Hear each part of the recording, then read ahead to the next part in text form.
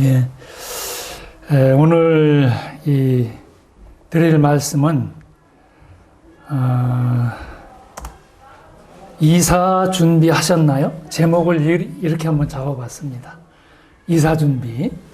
좀 성경에서 또 교회에서 흔하지 않은 그런 제목일 텐데, 이사 준비하셨습니까? 참, 이 집 하나 구하느라고 저희가 참 평생을 그렇게 이 집에 대해서 집착하고 모든 인생을 다 거는 그런 사람들이 참 많죠. 뭐 저 역시도 마찬가지였고, 수많은 이 집들 중에 내 집 하나 얻어 건지자고 자기의 모든 것을 다 그냥 헌신해서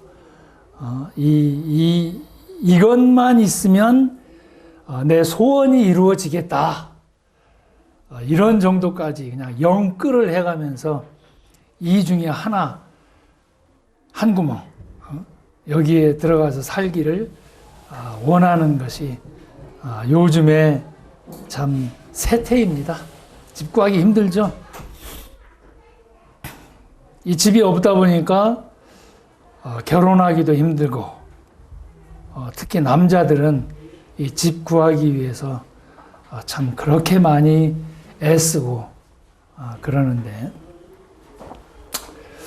사실은 집이 중요합니까?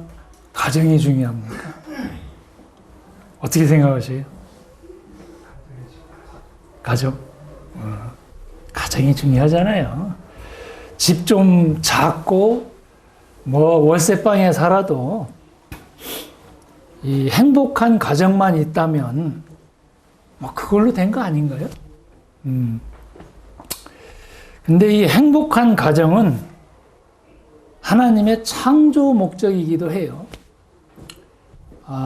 이번 달이 가정의 달 아닙니까?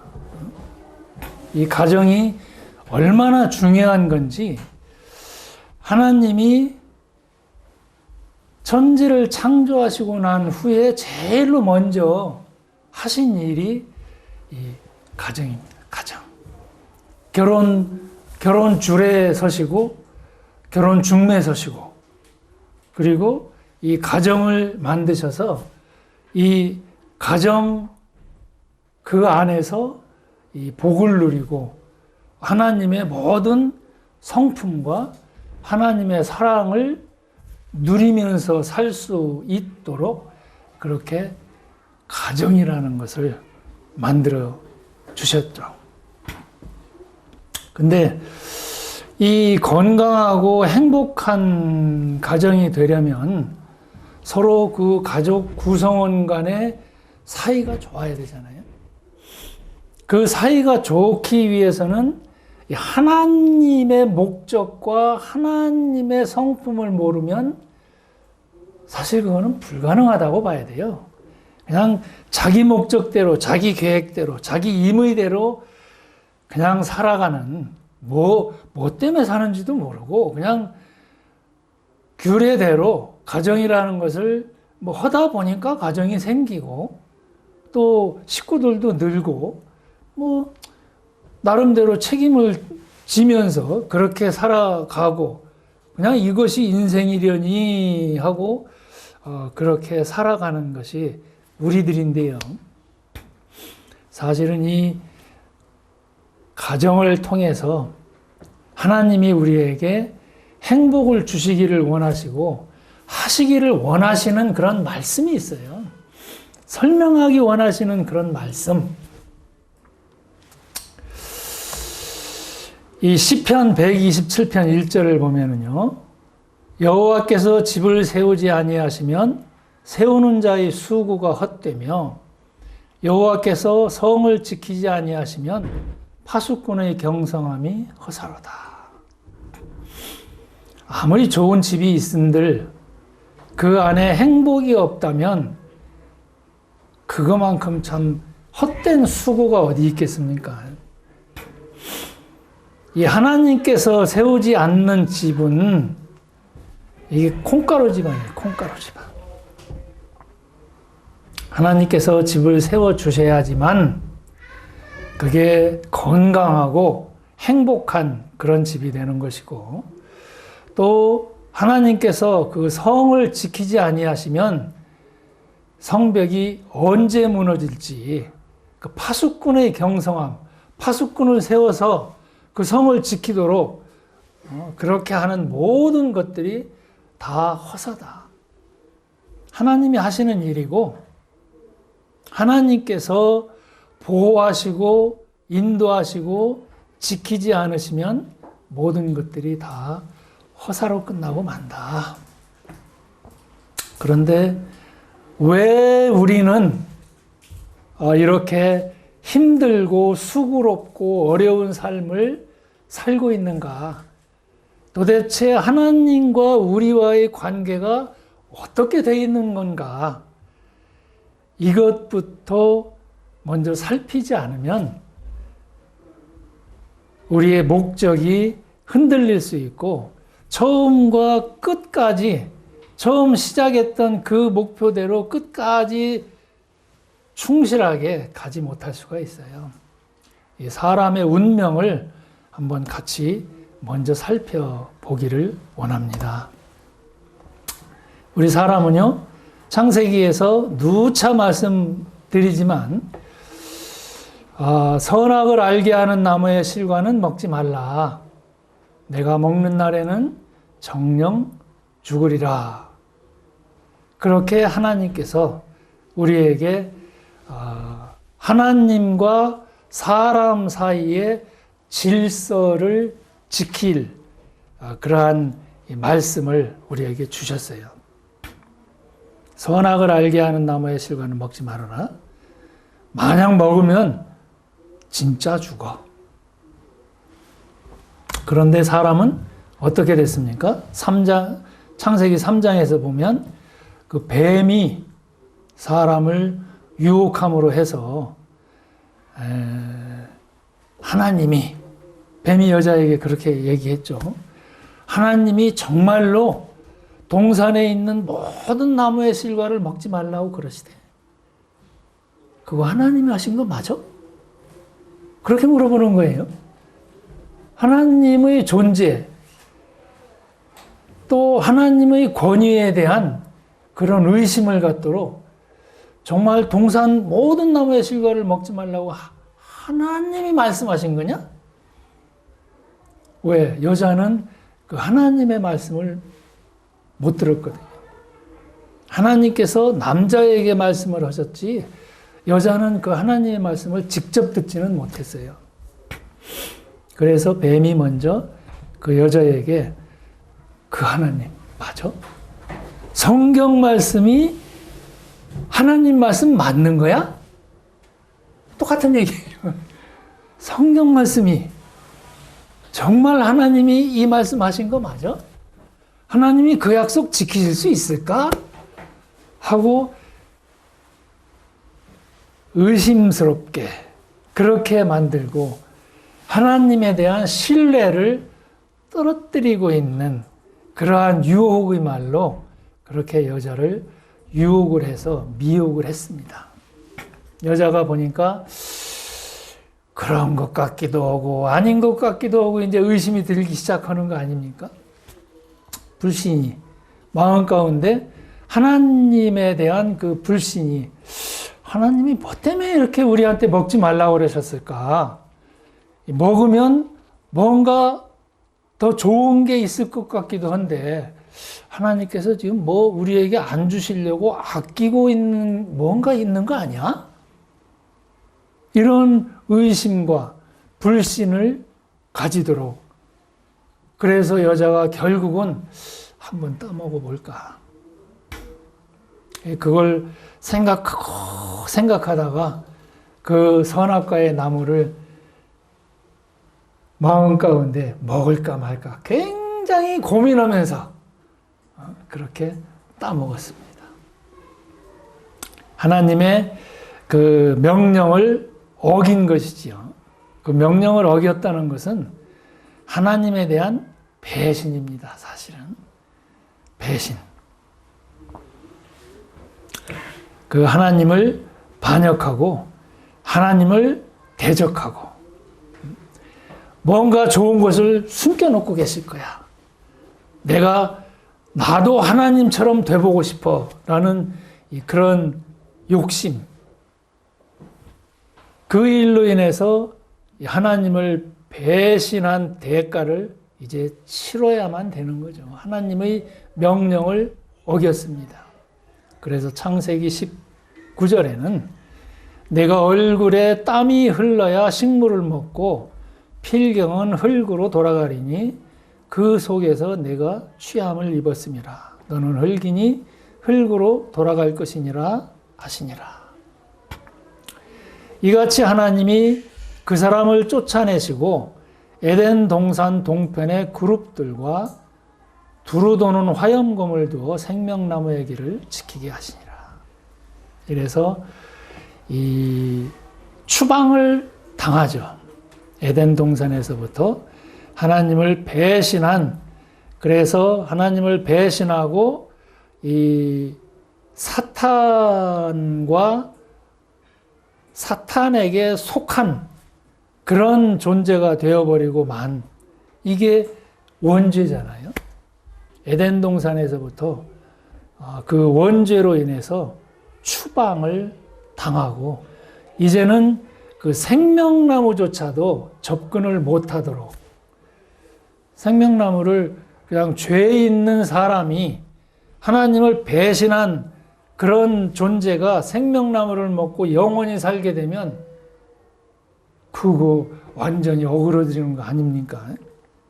그래서 이제 생명나무도 못 따먹도록 그 생명나무의 길을 그룹들, 천사들이죠. 천사들로 하여금 그 자리를 못 들어오도록 지켰습니다. 그래서 사람의 운명은 이제는 하나님의 허락이 없이는 그 생명나무 열매를 따먹을 수 없는, 에덴 동산으로 다시 복귀할 수 없는 하나님과의 그 관계가 이제는 깨어져 버리고 원수 관계로서 살 수밖에 없고, 하나님 없는 삶을 스스로 독립해서 살아야만 되는 그런 운명으로 전락하고 마른 거죠.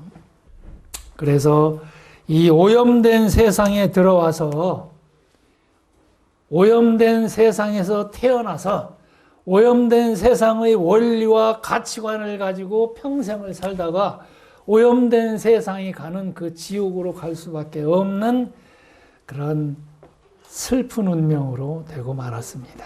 이것이 사람의 운명이에요. 로마서 5장 12절은 그렇게 얘기를 합니다. 이러므로 한 사람으로 말미암아 죄가 세상에 들어오고 죄로 말미암아 사망이 왔나니. 그랬잖아요. 아담 한 사람으로 인해서, 사람의 조상 그 아담 한 사람으로 인해서 죄가 세상에 들어오게 되었고 죄로 말미암아서 사망이 오게 되었다. 이와 같이 모든 사람이 죄를 지었으므로 사망이 모든 사람에게 이르게 되었다. 그 아담의 죄의 속성을 유전받은 사람은 죄인이기 때문에 죄를 지을 수밖에 없고, 하나님 없이 사는 그런 사람들은 그냥 자기 나름대로의 기준을 가지고 자기 임의대로 자기 목적과 자기 계획과 자기 지혜와 자기 능력을 따라서 그냥 자기가 좋다라고 생각되어지는 그런 선악과를 잘못 따먹은 거죠. 그러한 기준을 가지고 그렇게 살아야만 되는 그런 슬픈 운명이 되었습니다. 그래서 히브리서 9장 27절은 한 번 죽는 것은 사람에게 정하신 것이요 그 후에는 심판이 있으리니라고 그렇게 정해졌습니다. 안 죽는 사람 없잖아요.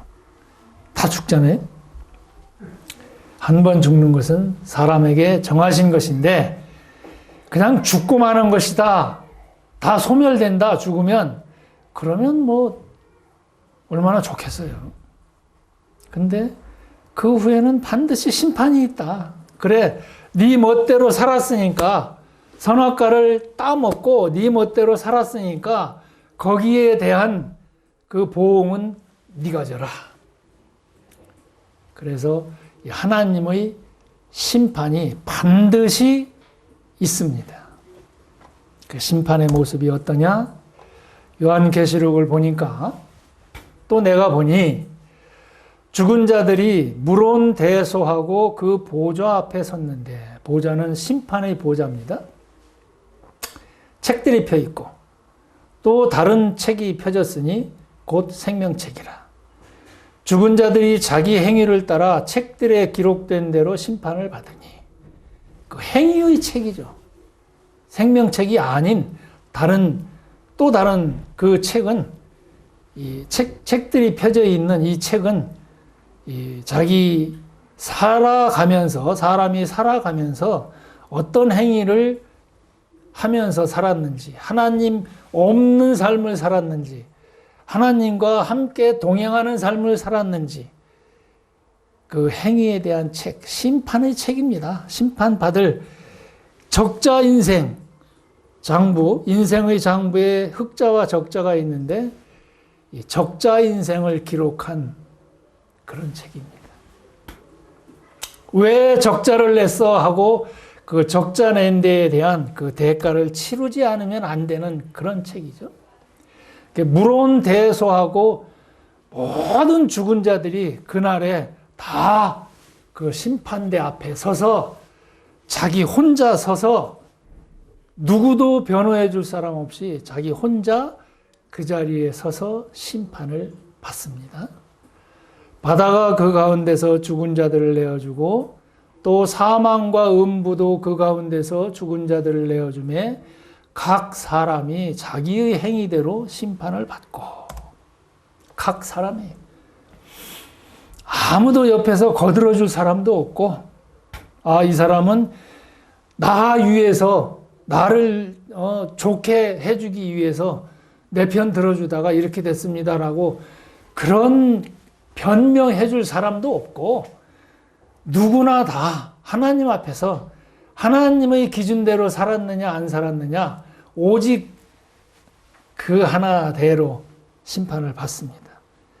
사망과 음부도 불못에 던지우니 이것은 둘째 사망 곧 불못이라.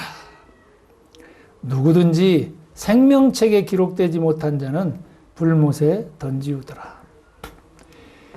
이 생명책에 기록되지 못한, 사실은 전부 다 생명책에 기록되지 못한 자들이죠. 추방됐잖아요. 그런데 이 사랑의 하나님이 그런 사람들을 위해서 대비책을 준비를 하셨습니다. 구원이죠, 그게 구원입니다. 구원, 구출받는다, 건져낸다. 이 심판 자리에서 건져내 주시는 이 일이 하나님의 구원입니다. 그것은 내가 뭘 해서 얻는 게 아니죠. 하나님의 대비책으로 창세기에서 이렇게 말씀하고 계세요. 내가 너로 여자와 원수가 되게 하고 너희 후손도 여자의 후손과 원수가 되게 하리니 여자의 후손은 너희 머리를 상하게 할 것이요 너는 그의 발꿈치를 상하게 할 것이니라 하시고, 에덴 동산에서 추방하시면서 이 약속을 해주신 거죠. 하나님께서 너의 후손도 여자의 후손과 원수가 되게 할 것이다. 뱀에게 지금 얘기하는 거예요. 이 사탄의 후손, 또 여자의 후손, 예수님인데 여자의 후손, 동정녀 마리아에게서 나실 그분과 사탄이 서로 이제 대적해서 싸우게 되고, 여자의 후손인 이 그리스도가 뱀, 사탄, 너희 머리를 상하게 해서 죽일 것이다. 그런데 너는 그의 발꿈치를 상하게 할 것이다. 발꿈치, 상처내게 할 것이라는 얘기죠. 십자가에 못 박도록 그렇게 될 것이다. 또 창세기 22장에 보면 이 아브라함을 선택하셔서 하나님의 대비책인 구원을 온 세상에 전파하기 위한 그런 한 사람을 선택을 하셨는데, 그가 곧 아브라함이죠. 유태인의 조상.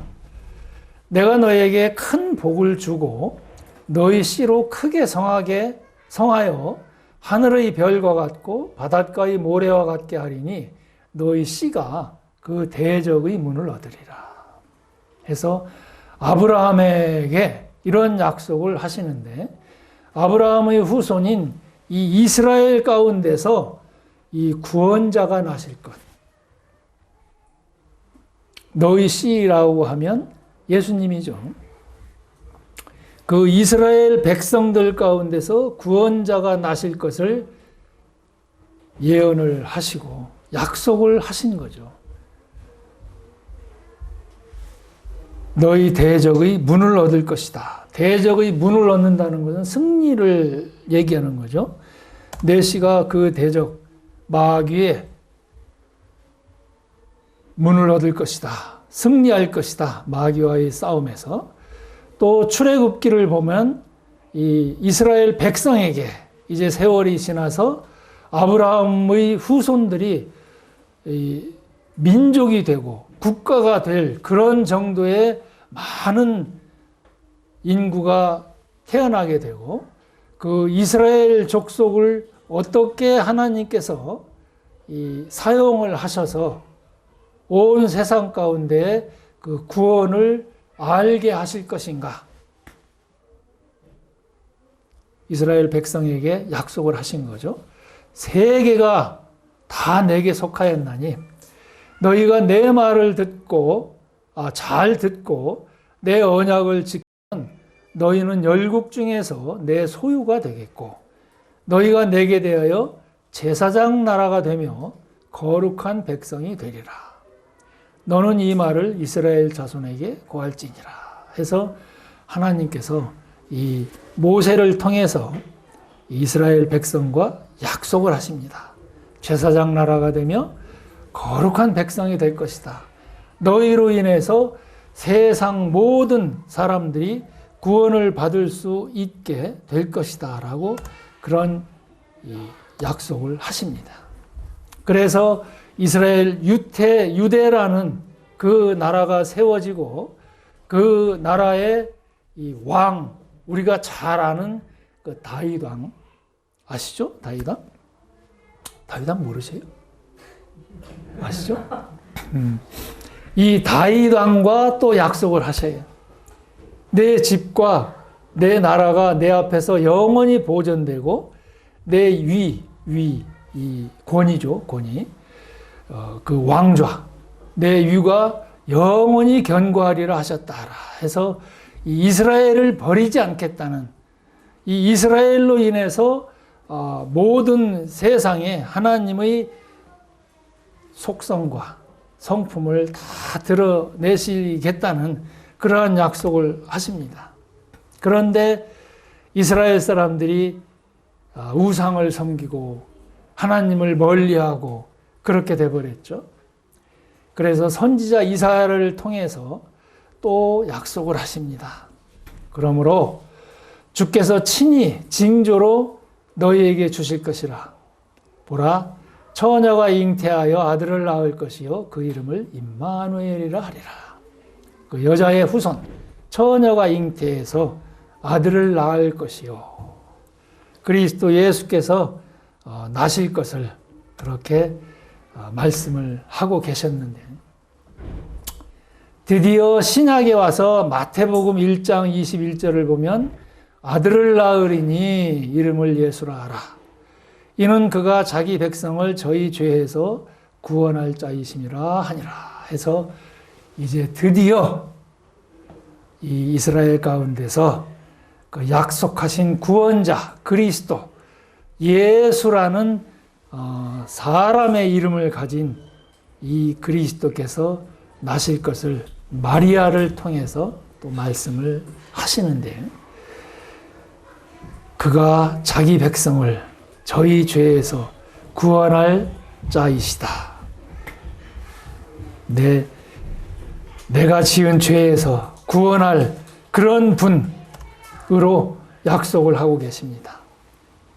요한복음 1장 29절을 보면 이튿날 요한이 예수께서 자기에게 나아오심을 보고 가로되 보라 세상 죄를 지고 가는 하나님의 어린 양이로다 해서 예수님께서 오셔서 그 일을 이제 시작하고 계십니다. 구원 사역을 이제 시작하고 계시는데 세상 죄를 지고 가는 하나님의 어린 양이로다. 이게 하나님의 대비책이었어요. 그런데 참 불행하게도 이스라엘은 오해했습니다. 누가복음을 보면 인자에 온 것은 잃어버린 자를 구원하려 함이니라 해서 예수님께서 오신 목적을 지금 말씀하고 계시는데, 이스라엘 사람들은 어떻게 듣고 있느냐? 저희가 이 말씀을 듣고 있을 때에 비유를 더하여 말씀하시니 이는 자기가 예루살렘에 가까이 오셨고 저희 이스라엘 사람들이죠. 이스라엘 사람들은 하나님의 나라가 당장에 나타날 줄로 생각함이라. 예수님께서 지금 그 구원이 어떤 식으로 이루어진다라는 것을 계속 설명을 하시고 비유로 말씀을 하시고 그렇게 말씀을 하시는데도 불구하고 이 이스라엘 사람들은 지금 로마의 속국으로 식민지로 있었던 자기네 나라의 독립과 그 다윗에게 약속했던 그 영원한 그 왕좌를 자기네들이 얻어야 되지 않겠느냐, 거기에만 막 신경을 쓰고, 예루살렘에 이런 분이시라면 예루살렘에 가셔서 당장 뭐가 그냥 로마로부터 그냥 싸움을 하든지 뭘 하든지 해서 로마로부터 독립을 이루고 아주 강한 나라가 되어서 자기들이 온 세상을 다 지배할 것처럼 그렇게 지금 생각하고 있다는 거예요. 그걸 기대하고 그 목적을 가지고 예수님을 대했다는 얘기죠. 그런데 이 예수님은 부활 후에 나타나셔서 이 엠마오로 가는 제자들에게 또 그렇게 말씀하고 계셔요. 엠마오의 제자들도 몰랐어요. 예수님께서 부활하신 것을 보면서도 오해를 했어요. 가라사대 무슨 일이뇨? 가로되 나사렛 예수의 일이니. 이 엠마오의 예수님을 만나서 엠마오로 가는 그 제자들이 예수님께서 묻잖아요. 무슨 일이냐? 어디 가냐? 물으니까 이 엠마오로 가는 제자들이 이런 얘기를 하는 거예요. 나사렛 예수의 일이니 그는 하나님과 모든 백성 앞에서 말과 일에 능하신 선지자연을 우리 대제사장들과 관원들이 사형 판결에 넘겨주어 십자가에 못 박았느니라. 누가 못 박았느냐? 이스라엘 사람들. 자기들을 구원하러 온 그 구원자를 그냥 자기네들 뜻에 안 맞다고, 자기네들 기대에 어그러진다고 그냥 못 박아 죽여버렸어요. 참 대단한 사람들입니다. 근데 사실은 우리도 그렇잖아요. 내가 인생 사는 동안에 참 나한테 그 아까 보셨던 집 하나, 요거 하나 주시면 내가 믿을게요. 이런 기대, 이런 내 목적에 어그러지면 예수님이 해주신 게 뭐 있어? 교회에 나가서 잘 된 게 뭐 있어? 그러고 그냥 나 안 믿어버릴래. 내 마음대로 살래. 이러는 게 우리 아니에요? 우리는 이 사람이 이스라엘을 구속할 자라고 바랐노라. 아직까지도 그래요. 아직까지도. 이뿐 아니라 이 일이 된 지가 사흘째요. 그래서 이 사람들이, 유태인들이 예수님에 대한 오해를 하고 있었는데요. 그들이나 우리들이나 필요한 것이 그리스도에 대한 올바른 이해가 필요합니다. 이 일이 지난 후에 제자들, 예수님의 제자들이 이 사도행전에서 이렇게 다시 설명을 하고 있어요. 그리스도의 이 나심에 대해서, 하나님의 목적에 대해서, 구원이 무엇인가에 대해서 이렇게 얘기를 합니다. 그런즉 이스라엘 온 집이 정령할지니 너희가 십자가에 못 박은 이 예수를 하나님이 주와 그리스도가 되게 하셨느니라. 주인, 온 세상의 주인과 그리고 그리스도, 구원자가 되게 하신 그분이시다. 저희가 이 말을 듣고 마음에 찔려 베드로와 다른 사도들에게 물어가로되 형제들아 우리가 어찌할꼬? 이렇게 죽여버렸는데, 이렇게 아무런 것도 안 하신 것처럼 그렇게 무참하게 무력하게 죽어버리신 것 같은데 우리는 죽였고 이제 우리 어쩌지? 이 죽인 거에 대한 그 죄까지 우리가 더 덮어쓰게 됐는데 이제 어찌할꼬? 마음에 찔렸습니다. 베드로가 가로되 너희가 회개하여 각각 예수 그리스도의 이름으로 세례를 받고 죄 사함을 얻으라. 그리하면 성령을 선물로 받으리니. 예, 회개해라. 잘못 생각해왔던 그 일, 우리들의 기대했던 목적과 계획, 이게 잘못됐구나. 이 하나님의 구원에 대한 대비책을 우리가 잘못 생각하고 있었구나. 여기에 대해서 마음을 바꾸고, 하나님은 그런 분이 아니시다. 그리고 각각 모든 사람이 다 각각 예수 그리스도의 이름으로, 이름이라는 것은 이 한 그 존재의 그 권위, 한 존재를 나타내는 모든 것이지요. 그 이름으로 세례를 받고 죄 용서함을 받으라. 아까 보셨듯이 저희를 자기 죄에서 용서하시기 위해서 오셨다. 그 목적을 회개하고 죄를 용서를 받아라. 그리하면 성령을 선물로 받으리니. 이 약속은 너희와 너희 자녀와 모든 먼 데 사람 곧 주 우리 하나님이 얼마든지 부르시는 자들에게 하신 것이라 하고, 또 여러 말로 확증하며 권하여 가로되 너희가 이 패역한 세대에서 구원을 받으라. 이 말씀이죠. 아무리 먼 데 있는 사람이라 할지라도, 이스라엘 사람이 아니라 할지라도 온 세상 모든 사람을 위해서 이 하나님의 대비책은 해당이 되는 것이고 열려 있고, 누구든지 각각 회개하여 그리스도의 이름으로 죄 용서함을 받아라. 너희가 이 패역한 세대에서 구원을 받아야만 한다.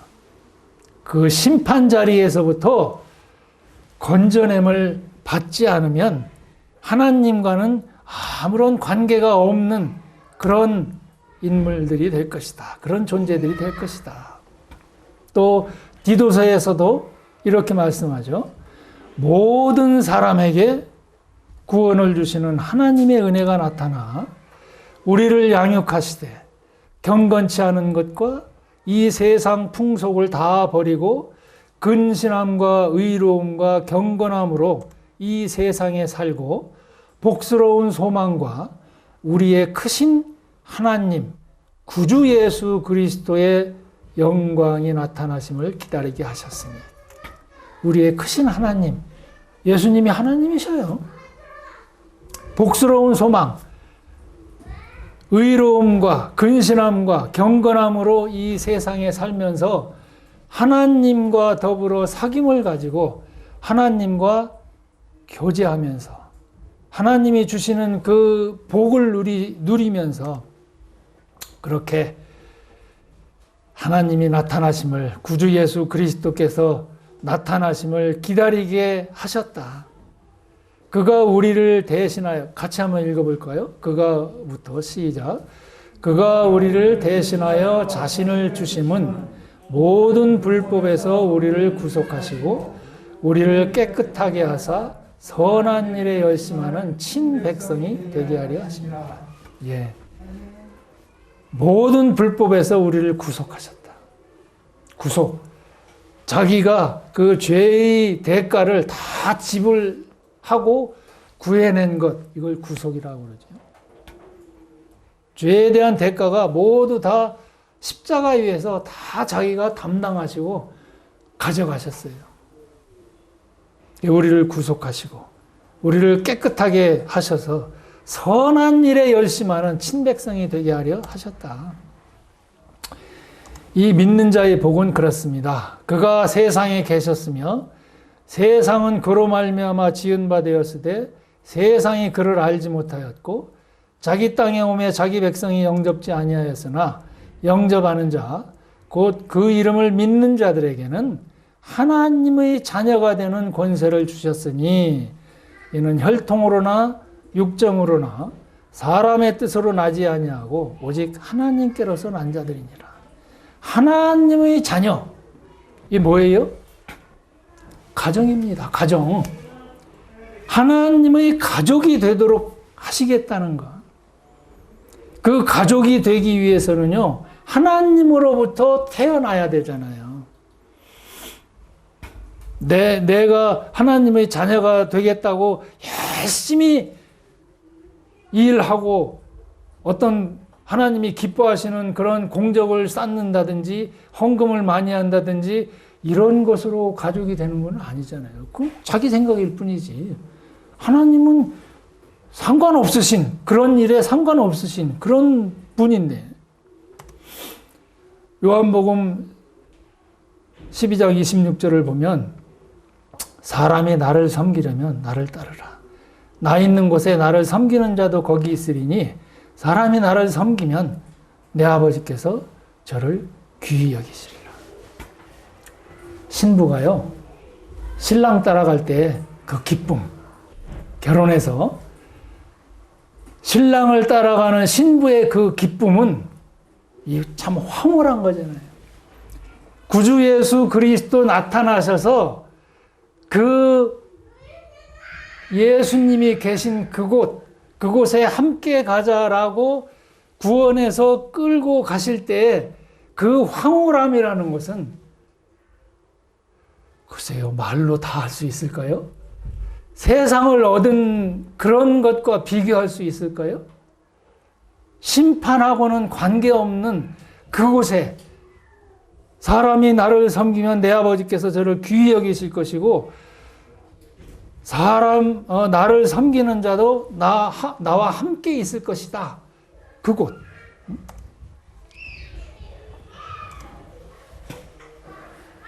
너희는 마음에 근심하지 말라.